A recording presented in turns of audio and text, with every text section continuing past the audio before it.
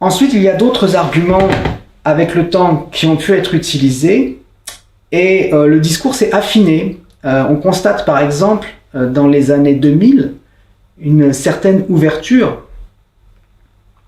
des représentants de l'État turc au plus haut niveau, et notamment au niveau diplomatique, vis-à-vis de la question arménienne. Pas seulement vis-à-vis de la question arménienne. Ça correspond d'ailleurs au moment où l'AKP est arrivé au pouvoir en Turquie.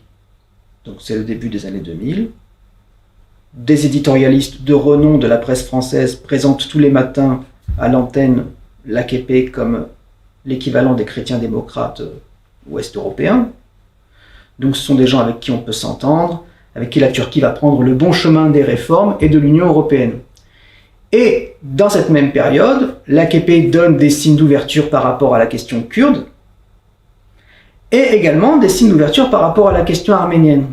Et le discours qui se développe au plus haut niveau de l'État, à ce moment-là, n'est plus que les Arméniens sont des traîtres et n'ont eu que ce qu'ils méritaient, comme c'était le cas de manière plus traditionnelle, mais plutôt que 1915 a été un drame pour toute l'Anatolie, les chrétiens comme les musulmans, qu'il faut réconcilier les mémoires, qu'il faut parvenir à une paix des braves, et que, en ce sens-là, on peut exprimer des condoléances vis-à-vis des descendants des victimes arméniennes, sans aller jusqu'à des excuses et sans bien sûr utiliser le mot génocide. Mais c'est une manière finalement de relativiser les revendications arméniennes en contournant la question de la revendication sur le terme génocide, qui est centrale, et en essayant de la dépolitiser, de la désubstantialiser, et en la vidant de son sens, quelque part.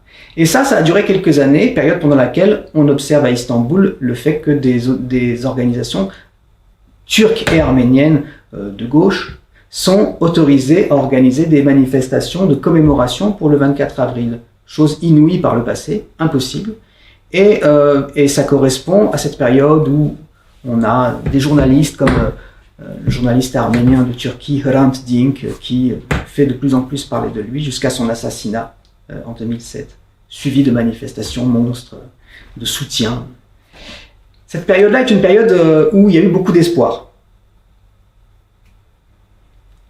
Et puis finalement, on s'aperçoit que, tant pour des raisons intérieures liées à la situation en Turquie, politique, que pour des raisons extérieures, par exemple ce qui se passait en Syrie, à partir de 2011, il y a eu un raidissement du pouvoir en place en Turquie vis-à-vis de la question arménienne, bien sûr pas seulement de la question arménienne, un raidissement généralisé, et à partir de 2014-2015, à l'approche du centenaire du génocide arménien, on change d'attitude. L'État change à nouveau d'attitude et revient à une rhétorique, et le meilleur témoin de ça, ce sont les discours d'Erdogan, les discours publics d'Erdogan.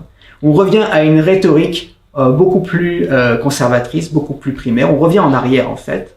Et donc, ça coïncide avec ce raidissement politique qui a bien sûr affecté toute la population turque.